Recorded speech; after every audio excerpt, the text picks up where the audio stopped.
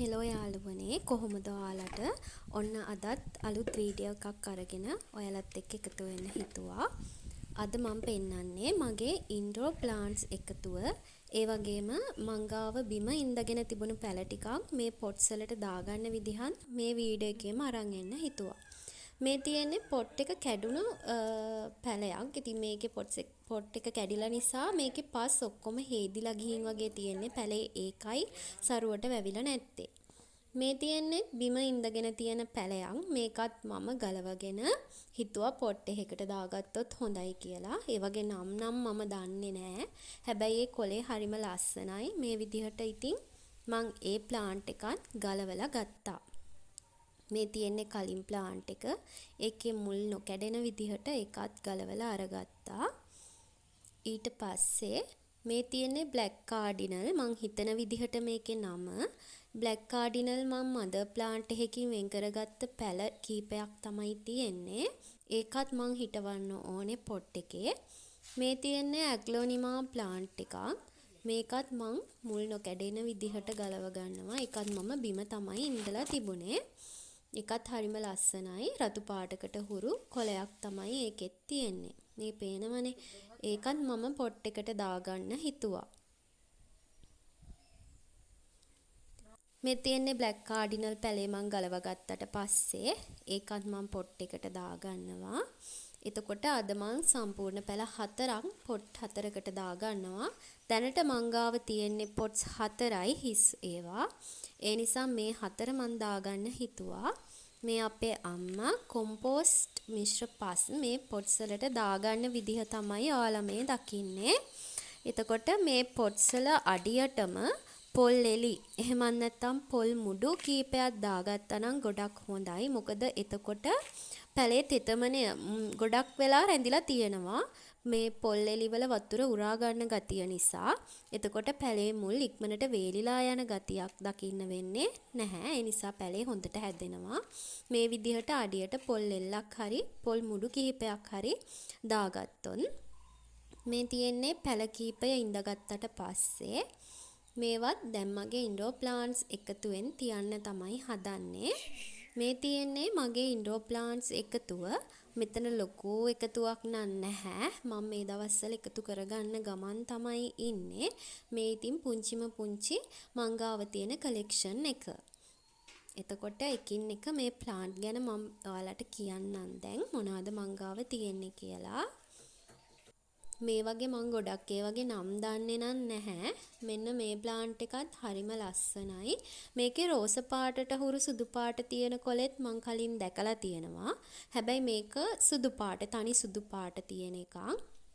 මේ මං පැලගත්ත black cardinal මදර් plant එක. ඒකෙත් මං පැල 6ක් විතර ගත්තා. තවත් පැල 3ක් විතර ගන්න පුළුවන් තරම් වේගෙන් මේ පැලේ හැදෙනවා. ඒක හරි ඉක්මනට හැදෙන පැලයක් මං හිතන්නේ. ඒකේ පාටත් හරිම ලස්සනයි. කළු පාටකට හුරුයි. ඒ වගේම මේ තියෙන්නේ ඇග්ලෝනිමා පැලයක්. ඇග්ලෝනිමා පැලේ මේකත් හරි ලස්සනයි. මැද සුදු පාට පත්‍රයේ වටේට තද කොළ පාට දාරයක් වගේ හැදිලා තියෙනවා. ඒකත් හරි ලස්සනයි. ඒකේ යට තිබුණා පර වුණ කොළයක්. මම ඒක අයින් කරගත්තා මේ වෙලාවෙම. මේ තියෙන්නේ මල් අන්නාසි වල පැලයක්. මේකේ නම් තාම මල හැදුනේ නැහැ. මල නෙවෙයි මේකේ ගෙඩියක් හැදෙන්නේ. මේ තියෙන්නේ මම වෙන තැනක ඉඳගෙන තියෙන ඒ වගේ ප්ලාන්ට් එකක්. ඒකේ හැදුණු මේ ෆෘට් එක තමයි මේ. මේක කන්නේ නැහැ. මේක මල් විදිහට හිටවන අන්නාසි වර්ගයක් තමයි. මේකේ නමත් මම දන්නේ නැහැ. මේකෙත් පොඩිවට සුදු පාට මලක් පිපෙනවා. මේකත් හරිම ලස්සනයි. ඒකේ කොළ. ඒකට මං හරි ආසයි ඒ කොළේට. එතකොට මේක සාමාන්‍යයෙන් ගෙවල් වල ගොඩාක් පඳුරු විදිහට වවන ශාකයක්. හැබැයි මං ගාව නම් මේ ප්ලාන්ට් එක විතරයි මේකේ තියෙන්නේ. මේ මං අද දාගත්ත ඉතිරි පැලේ. මේකෙත් ලස්සන පාටක් තියෙනවා කොළේ. ඒකේ තව දැල්ලකුත් එනවා අලුතින්. මේ තියෙන ඉතිරි පැලේ මං අද මේ රීපොට් කරගත්ත. ඒකෙත් ලා රෝස පාට කොළ තමයි තියෙන්නේ. අලුතින් එන කොළ තද රෝස පාටට තමයි එන්නේ. ඒකත් හරි ලස්සනයි. ලා රෝස පාටක් අමුතු පාටක් ඒකේ තියෙන්නේ. මේ තියෙන්නේ රතු පාට ඇග්ලෝනිමා වර්ගයක්. ඒකත් හරිම ලස්සනයි. රතු පාට දාරේ ලාකොල පාට කොලේ. මේ ප්ලාන්ට් එකේ නම් නිකන් ප්ලාස්ටික් ගහක් වගේ ඒක. තද කොළ පාට කොලේ වටේට සුදු පාට දාර විදිහට තමයි හැදිලා තියෙන්නේ. ඒකේ හෙන්දිරික්ක පැල වගේකුත් පැලවෙලා තියෙනවා ඒ පොට් එක ඇතුළෙම. මම ඒවා අයින් කරන්න ගියේ නැහැ. මෙන්න මේ ප්ලාන්ට් එකේ නම් මල් පිපෙනවා. තැඹිලි පාට කහ පාටට හුරු මලක්.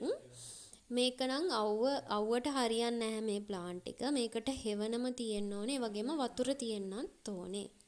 මේ තියෙන ඇග්ලොනිමා තව වර්ගයක්. නිකන් තද රෝස පාටකට හුරු පැලයක්. ඒකත් හරි ලස්සනයි. ඒක තද රෝස පාටකට හුරු. ඒකෙම ටිකක් වෙනස්. තද නිකන් රතු පාටකට හුරු පැලයකුත් තියෙනවා. ඒක මන් දන්නේ අවුව නිසාද එහෙම පාට වෙනස් වුනේ කියන්නේ. හැබැයි ඒකේ පාට දෙකක් තියෙනවා. ඔයාලට පේනවා ඇති ඩිසයින් එකත් වෙනස් කොලේ තියෙන. ඒකත් හරිම ලස්සනයි. පේනවනේ මේ දෙක ටිකක් වෙනස්. මේක මං හිතන්නේ පීකොක් ජින්ජර් මේකට කියන්නේ. මේකේ දම් පාට පොඩි මලක් පිපෙනවා. ඒ වගේම කොලේ ඉඟුරු සුවඳයි. ඒ පොට් එකේම පොපි පැලයකුත් පැලවෙලා ඒකෙන් ලස්සනට මල් පිපිලා තියෙනවා මේ විදිහට. මේක රේන් ලිලි පැලයක්. රේන් ලිලි ලොකු රෝස පාට මලක් තමයි මෙන්න මේ ප්ලාන්ට් එකේ හැදෙන්නේ. මේ බ්ලැක් කාඩිනල් මං අද පැල කරගත්ත පැලේ. ඒකෙත් ලොකු දල්ලක් ඇවිත් තියෙනවා කළු පාටට හුරු. කත් හරි ලස්සනයි. මෙන්න මේ ප්ලාන්ට් එකෙත් මම නම දන්නේ නැහැ. මේක මං ළඟදි ගෙනල්ලා ඉඳපු ප්ලාන්ට් එකක්. ඒ වුණාට හරි ඉක්මනට ඒ පැලේ වැවෙනවා. බුලත් කොලයක් වගේ තමයි තියෙන්නේ. මැද සුදු පාට නාරටි හැමතැනම විහිදිලා තියෙන ලස්සන ප්ලාන්ට් එකක්. මෙන්න මේ ප්ලාන්ට් එකේ නමත් මම දන්නේ නැහැ. මේක මං පොඩි කාලේ ඉඳන්ම අපේ ගෙදර තියෙන ප්ලාන්ට් එකක්. ඒකේ රතු පාට මලක් තමයි පිපෙන්නේ. මේ තාම පොහොට්ටු තියෙන්නේ. මේ මල පිපුණාම ලස්සනයි. ඒ වගේම මේක ගොඩක් කල් තියෙනවා මේ මල පිපුණාම. මේක රෝහියෝ වර්ගයේ ප්ලාන්ට් එකක්. පත්‍රේ යටපැත්ත දම් පාටයි. උඩු පැත්ත සුදු පාට සහ කොළ පාට ඉරි සහිත ස්වභාවයක් තමයි මේ ප්ලාන්ට් එකේ තියෙන්නේ. මේක නම් මං හැඟින් පොට් එකකට දාගත්ත ගෝල්ඩන් පෝතෝස් වර්ගයක්.